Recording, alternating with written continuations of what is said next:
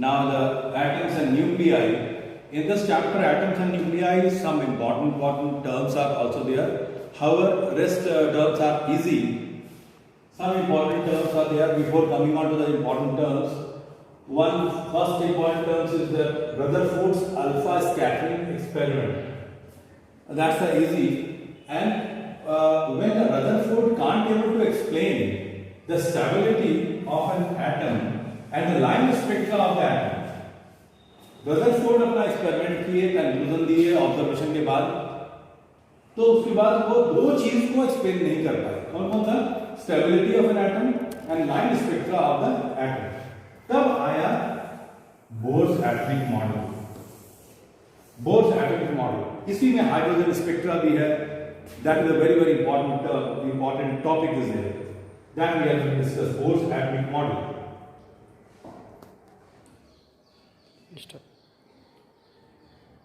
Now, the Bohr's atomic model, what are the postulates? We are going to discuss the postulate. First postulate is that stationary circular orbits.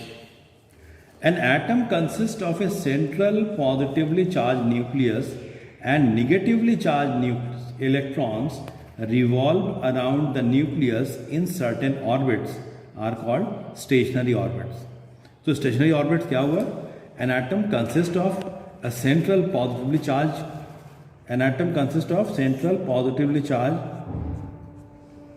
nucleus and electron is revolving in the stationary orbit. That is the postulate. So here the electrostatic Coulomb's force between electrons and the nucleus provides necessary centripetal force for revolution. ये electron nucleus के चारों ओर घूम रहा है, तो कौन सा force provide कर रहा है? Centripetal force. That is your Coulomb's electrostatic force is providing the necessary centripetal force. So here 1/4 pi epsilon naught Ze into E by R square is equal to centripetal force, that is mv square by R. यहां पर Z क्या है? Atomic mass. M क्या है? Mass of the electron. R क्या है? Radius of the orbit. So very important relation for the electron which is revolving around the nucleus. mv square by R is equal to 1/4 pi epsilon naught Ze into E by R square. यहाँ पर Ze का मतलब क्या है? ये electron और nucleus, ये Ze उसमें चार्ज है. Z क्या होता है? Atomic number. और इंटू ई माने प्रोटॉन जितना भी उसमें है उसका चार्ज. और ये दोनों के बीच जो फोर्स लग रहा है, इलेक्ट्रोस्टैटिक फोर्स, वो प्रोवाइड कर रहा है natural centripetal force. That is the first postulate, stationary circular orbit. Second postulate, quantum condition.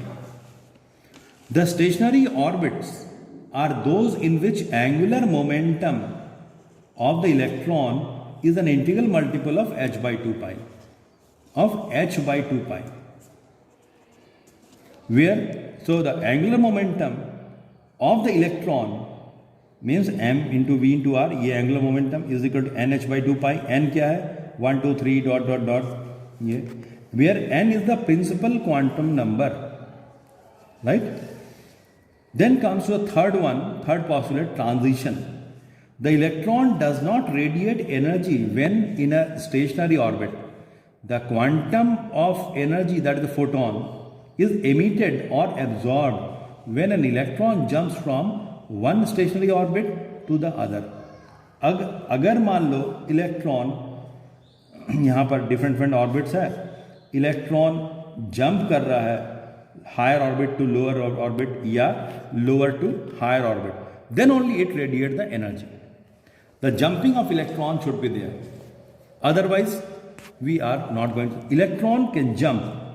ये ऑर्बिट से दूसरा ऑर्बिट में जंप हो रहा है इलेक्ट्रॉन का, तभी क्या होगा? एनर्जी रेडिएट होगा या एब्जॉर्ब होगा. वो डिपेंड करेगा कि लोअर ऑर्बिट से हायर में गया या हायर से लोअर आया.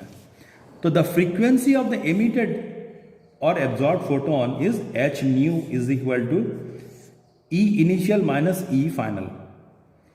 इनिशियल स्टेट का इनिशियल ऑर्बिट का एनर्जी माइनस फाइनल स्टेट का एनर्जी, दैट ये दोनों का एनर्जी का difference is equal to H नहीं। ये तीन क्या था, this three are the very important postulate. First one stationary circular orbits, second one quantum condition, and third is the transition, right. Now comes to the calculation part. Calculation part.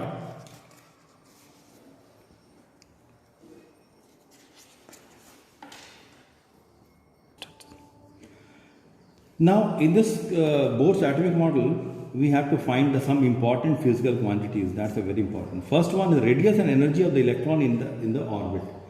हम लोग अभी पढ़े stationery orbit के case में mv²/r is equal to क्या होता है 1/4πε0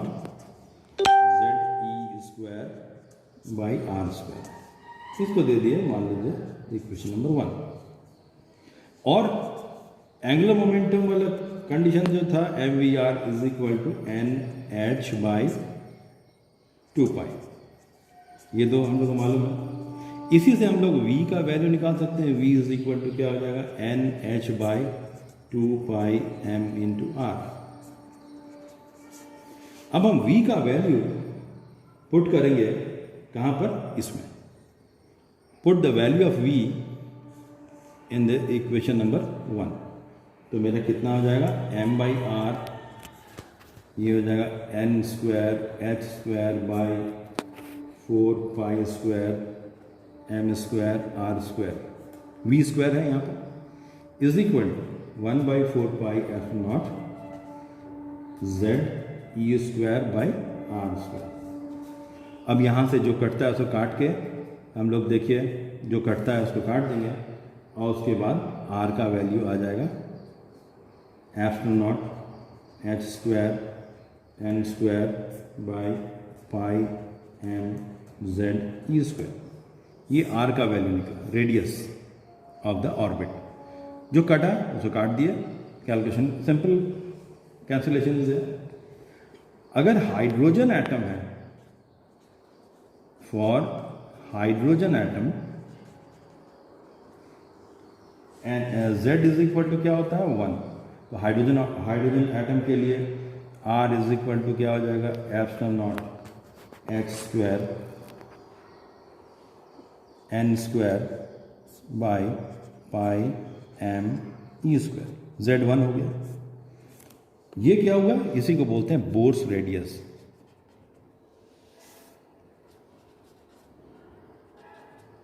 bourse radius, तो बोर्स का रेडियस हम निकाल लिए। बोर्स रेडियस कब हुआ, हाइड्रोजन एटम के लिए z is equal to 1। Next step, अगर हम इसका वैल्यू पुट करते हैं तो बोर्स रेडियस आया था कितना, बोर्स रेडियस अभी आया था ये इतना आया था, r is equal to f0 h²n²/πm(e²). If we are putting the different values, then we will get r0 is equal to 0.529 angstrom. याद रखना, डायरेक्ट कैलकुलेशन वहाँ पर एग्जाम में नहीं करना है, हमको यही चीज़ याद रखना होगा 0.529 एंगस्ट्रम। कैलकुलेशन करोगे तो बहुत टाइम लग जाएगा सबका वैल्यू पुट करके। तो ये बोर्स रेडियस का वैल्यू कितना होता है 0.529 angstrom, right. Then comes to the energy of orbiting electron. Electron जो घूम रहा है उसका एनर्जी निकालेंगे। रेडियस हम निकाल चुके, अब हम एनर्जी निकालेंगे। तो हम लोग जानते हैं वो equation mv² is equal to कितना आया था 1/4πf0 z(e²/mv²/r) था, यहाँ पर ऐसा आया था z(e²) इतना ये इक्वेशन आया था। देख लीजिए पहले वाला इक्वेशन mv²/r 1/4πf0 z(e²/r²। उसी इक्वेशन का यूज़ करके यहाँ पर हम लोग ये यहाँ से हम लोग निकाल सकते हैं वी स्क्वायर हो गया, ये आर कैंसिल हो गया, 1/4 pi epsilon naught Z E square by R. अब हमको एनर्जी निकालना है, तो काइनेटिक एनर्जी कितना होता है, हाफ एम वी स्क्वायर। इसका वैल्यू पुट करेंगे तो ये कितना हो जाएगा, इसका वैल्यू हो जाएगा 1/4 pi epsilon naught into Z E square by 2r, ये 2r, ये काइनेटिक एनर्जी है। काइनेटिक एनर्जी का एक्सप्रेशन है 1/4 pi epsilon naught Z E square by twice R, ठीक है, ये है। अब पोटेंशियल एनर्जी, ये काइनेटिक निकला, पोटेंशियल एनर्जी निकला। पोटेंशियल एनर्जी का क्या फॉर्मूला इलेक्ट्रिसिटी में पढ़े हो, 1/4 pi epsilon naught Z E जो न्यूक्लियस में चार्ज है माइनस इलेक्ट्रॉन का चार्ज बाई आर, ये हो गया -1/4 pi epsilon naught Z E square by R. ये पोटेंशियल एनर्जी निकला, kinetic energy and potential energy. अब काइनेटिक और पोटेंशियल निकालने के बाद now total energy, therefore total energy means kinetic plus potential. तो इसको ऐड करेंगे तो 1/4 pi epsilon naught Z E square by twice R minus 1/4 pi epsilon naught Z E square by R. तो ultimately कितना आया, -1/4 pi epsilon naught Z E square by twice R. ये क्या आया, टोटल एनर्जी का expression. Total energy का क्या आया, ये expression, very very important expression.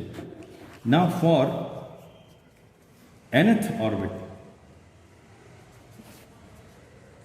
nth orbit अगर है, कोई भी हो सकता है 1 2 3 4 कोई भी, तो nth ऑर्बिट का एनर्जी हो जाएगा En is equal to -1/4 pi epsilon naught Z E square by twice R N. nth orbit का ये एनर्जी आया। अब यहाँ पर जो आर एन है इसका वैल्यू हम पुट करेंगे। हम लोग आर एन का वैल्यू हमको मालूम है, आर एन का वैल्यू हम लोग निकाले थे epsilon naught H square N square by pi M Z E square. ये वैल्यू हम यहाँ पुट करेंगे तो ई एन कितना हो जाएगा, -1/4 pi epsilon naught Z E square by twice, अब आर एन का वैल्यू हम पुट कर रहे हैं तो कितना हो जाएगा, H epsilon naught H square N square by pi M Z E square. अब इसके बाद इसको कैलकुलेट करेंगे, जो कैंसिल होता है कैंसिल कर देंगे, तो अल्टीमेटली ई एन कितना आ जाएगा, -m Z square e⁴ by 8 epsilon naught square H square N square. ये आया एनर्जी का। अब इसमें यहाँ पर हमको देखना, ये एक्सप्रेशन आया ई एन का m Z square e⁴ by 8 epsilon naught square N square H square. अब यहाँ पर एक कांस्टेंट इंट्रोड्यूस करना होता है, that is the Rydberg constant. एक कांस्टेंट होता है Rydberg constant, Rydberg constant introduce कर रहे हैं। R is equal to m e⁴ by 8 epsilon naught square C H cube. ये रेडबर्ग कांस्टेंट होता है। तो अगर हम लोग ई एन के टर्म में लिखें, ई एन इक्वल टू हो जाएगा -z square R H C by N square. Simple calculation. ये रेडबर्ग कांस्टेंट का जो वैल्यू है उसमें पुट कर दिया, जो उसमें है, ये रेडबर्ग कांस्टेंट होता है, तो यहाँ आर रेडबर्ग कांस्टेंट। ये एक्सप्रेशन आया। और अगर हाइड्रोजन एटम है तो Z इज इक्वल टू क्या हो जाएगा 1, तो E energy of the hydrogen atom कितना हो जाएगा, E is equal to En equal to हो जाएगा -RH/c/n²। ठीक, Z अगर 1 हो गया तो ये आया। इसका अगर हम डिफरेंट वैल्यू पुट करेंगे रेडबर्ग कांस्टेंट का, प्लैंक्स कांस्टेंट का, स्पीड ऑफ लाइट का, तो ये एक्सप्रेशन चेंज हो जाएगा। En is equal to -13.6/n² electron volt. Very very important equation. En is equal to -13.6/n² electron volt. Right, अब इसी का यूज करके हम लोग क्या करेंगे आगे फर्दर। तो मेरा अभी कितना वैल्यू आया, इतना वैल्यू आया En का वैल्यू मेरा इतना आया। En is 13.6/n² electron volt. अब इस इलेक्ट्रॉन वोल्ट इतना आया, अगर एनर्जी डिफरेंट हम n का वैल्यू पुट करेंगे तो हम लोग एनर्जी लेवल निकाल सकते हैं। Energy level of hydrogen atom, energy level निकाल सकते हैं कैसे? अगर हम पहले n is equal to 1 put करें तो E1 is equal to -13.6/n² electron volt, यही था। तो ये कितना हो जाएगा -13.6 इलेक्ट्रॉन वोल्ट। n 1 है, n इज इक्वल टू 2 कितना हो जाएगा, इसी तरह से n 2 हो जाएगा तो यहाँ 4 हो जाएगा। इसको डिवाइड करेंगे कैलकुलेटर से तो ultimately you will get -13.4 electron volt second level का, ये ग्राउंड स्टेट का। n इज इक्वल टू 3 अगर पुट करेंगे तो ये E2 का हुआ, E3 तो -1.51 electron volt. n is equal to 4 put करेंगे तो E4 हो जाएगा -0.85 electron volt and so on. और n is equal to infinity अगर पुट करें तो E इंफिनिटी हो जाएगा 0। That is a very very important, you have to remember. अगर यही सब एनर्जी लेवल को अगर हम एक वर्टिकल लाइन से ड्रॉ करेंगे, अगर एक वर्टिकल लाइन से ऐसे करके ड्रॉ कर रहे हैं अलग अलग एनर्जी लेवल का, तो हम लोग को अलग अलग उसको बोलेंगे energy level diagram. Energy level diagram बना सकते हैं हम लोग। Energy level diagram vertical lines, कौन सा लाइन? वर्टिकल लाइंस रिप्रेजेंट का एक तरीका वर्टिकल लाइन से हम लोग अलग अलग एनर्जी का एनर्जी लेवल है अलग अलग, जैसे पहले का -13.6 है, फिर -3.4 है। इस तरह का अगर वर्टिकल लाइन से हम ऐसे करके रिप्रेजेंट करने का एक तरीका है। अब हम लोग आते हैं कि एनर्जी लेवल जो है line spectra of hydrogen, then comes to the line spectra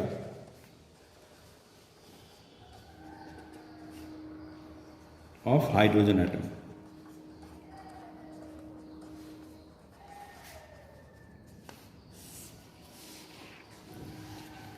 From the postulate से हम लोग क्या देखें? From the postulate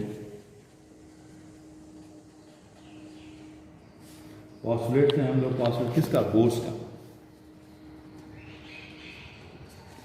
हम लोग देखें H nu is equal to Ni minus ENF। Initial to final में अगर इलेक्ट्रॉन जंप किया तो एनर्जी जो निकलेगा, फोटोन जो निकलेगा, that is equal to H nu. और हम लोग जानते हैं कि En कितना होता है। En का वैल्यू अभी हम लोग निकाले -m(e⁴/8 h², (0², n²। ये हम लोग अब इसका वैल्यू हम यहाँ पर पुट करेंगे तो यहाँ पर ये टर्म हो जाएगा H nu is equal to minus M E to the power 4 by 8 epsilon naught N I square epsilon naught square N I square H square minus of m e to the power 4 by 8 epsilon naught square N F square into H square. तो इसको calculate करके जो common आता है common ले लेंगे, तो common ले लेंगे तो कितना हो जाएगा H nu is equal to M E to the power 4 by 8 epsilon naught square H square और ब्रैकेट में कितना 1 बाई एन आई यहाँ पर था, ये प्लस हो गया और ये माइनस है तो हम यहाँ पर लिख देते हैं, ये टर्म को आगे लिख देंगे N F square minus 1 by N I square. Final initial, very very important. Now come on to the point.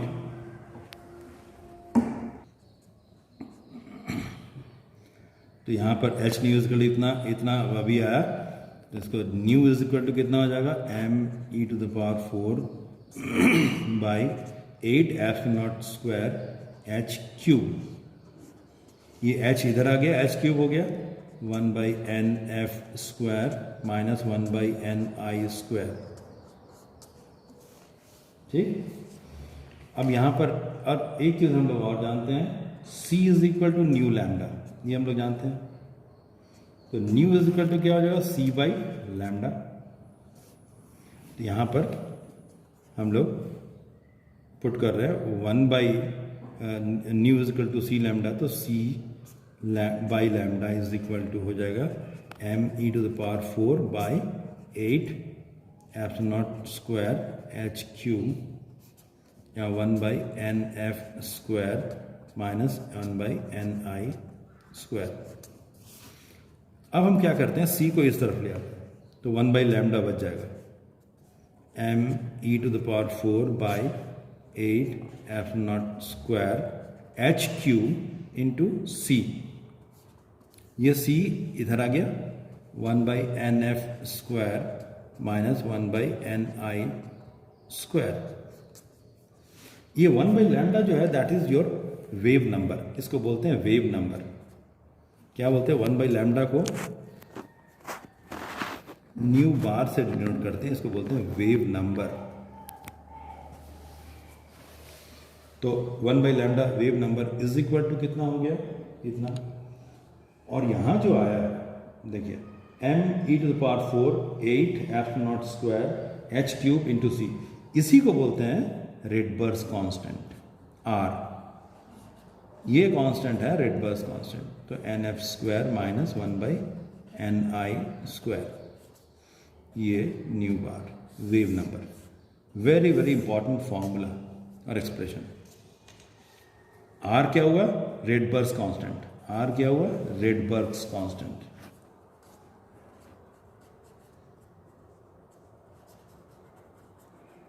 Rydberg constant m e to the power 4 by 8 epsilon naught square H cube by H Q into C। ये आया था पहले भी, तो Rydberg constant आया।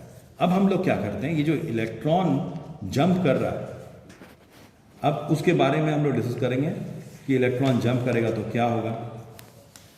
तो when electron jump from higher orbit to the lower orbit, electron jump from higher orbit to lower orbit.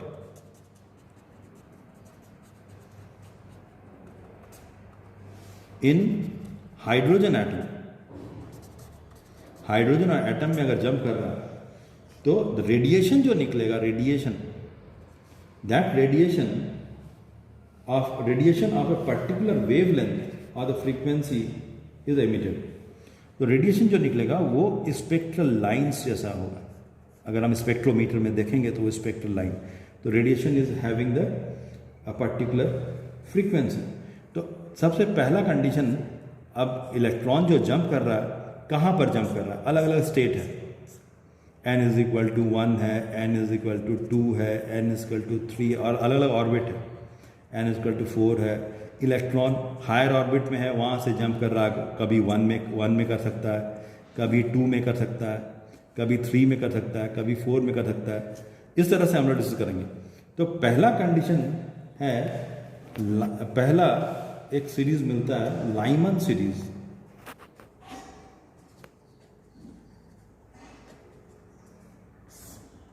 Lyman series, अगर electron अगर जंप कर रहा है, jumps from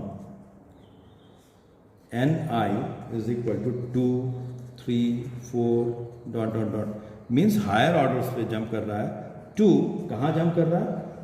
Nf final is equal to 1। तब क्या होगा? Means first orbit means ground state में, ground state में जंप किया है, तो वो जो रेडिएशन होगा, जो स्पेक्ट्रल लाइंस मिलेगा, उसको बोलेंगे लाइमन सीरीज। और इसका कैलकुलेशन में wave number is equal to R 1/NF, इसका यही फॉर्मूला है, बाई 1/Ni²। तो यहाँ पर क्या हो जाएगा? फाइनल क्या हो गया? फाइनल हो गया NF, माने फाइनल कहाँ था? 1, तो 1/1² माइनस 1/Ni²। अब Ni क्या है? Ni हो सकता है 2 हो, 3 हो, 4 हो एंड सो ऑन। ये वेव नंबर लाइमन सीरीज का। अब यहाँ पर देखिए कि लाइमन सीरीज का जो आया है, इसमें लॉन्गेस्ट वेव लेंथ कब मिलेगा हमको? लॉन्गेस्ट वेव लेंथ, अगर इलेक्ट्रॉन का transition takes place, transition of electron takes place from Ni is equal to 2 to Nf is equal to 1। अगर ये n is equal to 1 था, n is equal to 2 था, 2 से 1 में जंप किया है कौन? इलेक्ट्रॉन 2 से 1 में जंप किया है, तो ये हो जाएगा wave number means 1/λ, that is maximum longest wavelength मिल रहा है, is equal to R 1 minus 1/2²। तो ये 1/λ मैक्स कितना हो जाएगा? 3R/4। तो लैम्डा मैक्स, इसको कैलकुलेट करेंगे तो इसका वैल्यू, R का वैल्यू, रेडबर्ग कांस्टेंट का वैल्यू पुट करके, तो ये आ जाएगा 1.2 × 10⁻⁷ is equal to 1216 angstrom.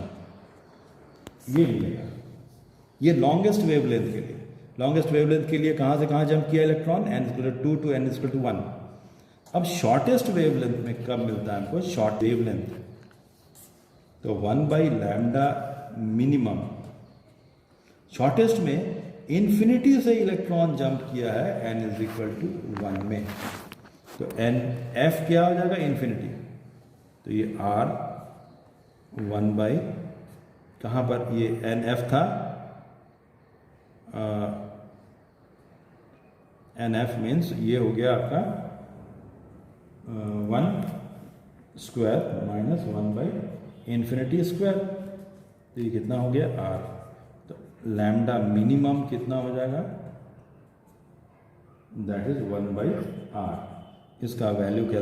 R का वैल्यू पुट करेंगे तो ये आ जाएगा 911 एंगस्ट्रम, जो कि अल्ट्रावायलेट रीजन में पड़ता है। किसमें पड़ेगा ये? अल्ट्रावायलेट रीजन में मिनिमम। तो ये लॉन्गेस्ट वेवलेंथ और ये शॉर्टेस्ट वेवलेंथ। याद रखने की बात है, लॉन्गेस्ट में n = 2 से n = 1 में जंप किया, शॉर्टेस्ट में इन्फिनिटी से n = 1 में जंप किया। ये लाइमन सीरीज में होता है। अब इसके बाद अगर अब इलेक्ट्रॉन कहाँ से कहाँ जंप कर रहा है, वो डिपेंड करेगा कि इनिशियल एनर्जी कितना है। उसके बाद आता है बाल्मर सीरीज।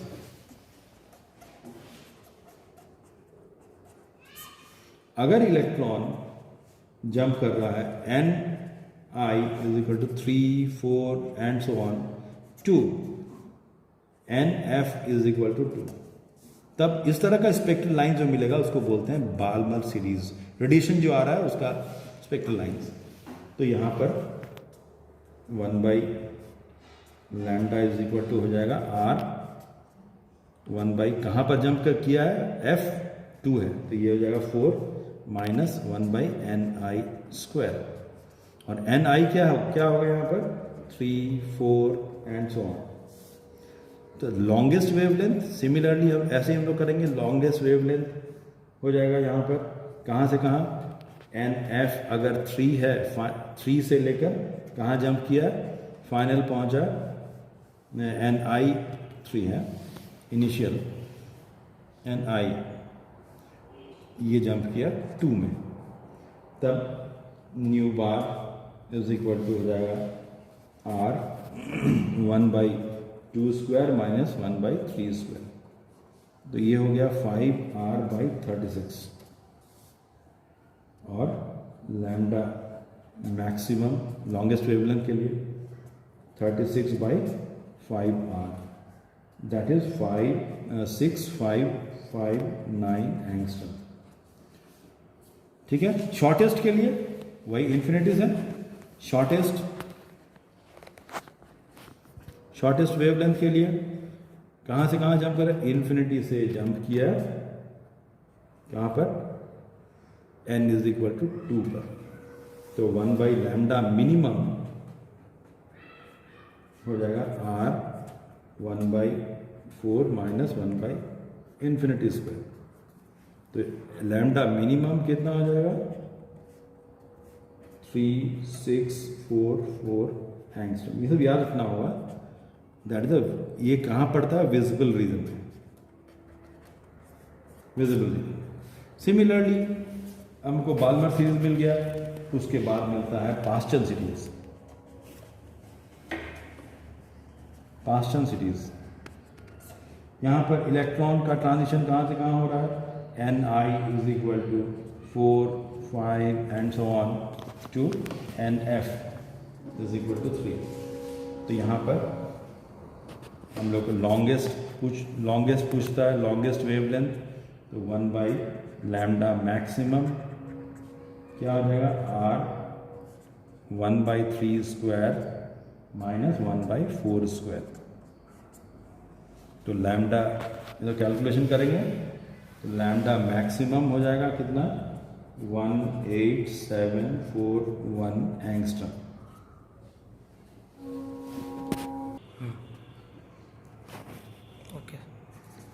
शॉर्टेस्ट वेवलेंथ वही 1/λ मिनिमम,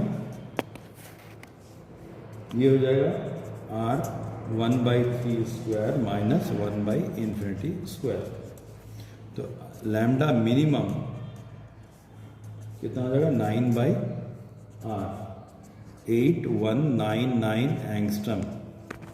ये कौन सा रीजन पड़ता है, इंफ्रारेड रीजन में पड़ता है, इंफ्रारेड।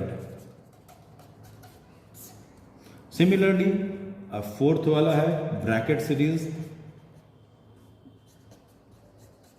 ब्रैकेट सीरीज में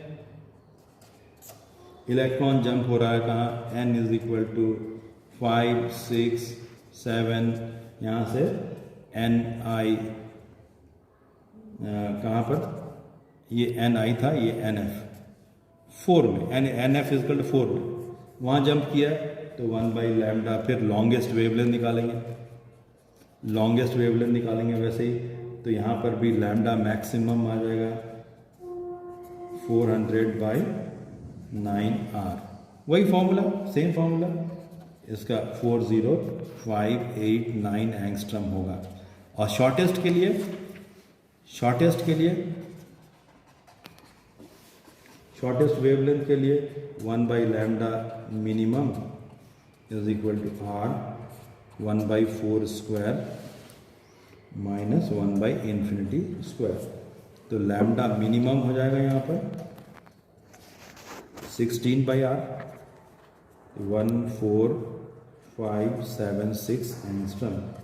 ये भी इंफ्रारेड रीजन में पड़ेगा।